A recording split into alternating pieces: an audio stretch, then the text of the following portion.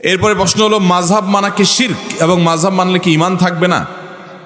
মাযহাব মানা শিরক হতে যাবে কেন? যদি কেউ বলে মাযহাব মানা শিরক, তাহলে পরিষ্কার সে গোমরাহ এবং পথভ্রষ্ট মানুষ, এতে কোনো সন্দেহ নাই। দেখুন, আমরা অনেকে মাযহাব বলতে মনে করি কোনো ইমামকে ব্যক্তিগতভাবে অনুসরণ করার নাম মাযহাব মানা।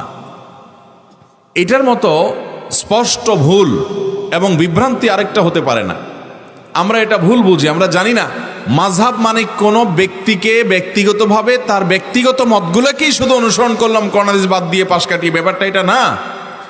এই যে প্রসিদ্ধ মাযহাব অনেকগুলো আছে, এই অনেকগুলো মাযহাবের ভিতরে ধরুন হানাফি মাযহাব, ইমাম আজম আবু রহমতুল্লাহ মাযহাব, এটার মানে কি ইমাম আজম আবু হানিফা যা বলছেন কোরআন হাদিসের সাথে মিলুক বা না মিলুক অন্ধভাবে সেটা মানার নামই কি হানাফি মাযহাব?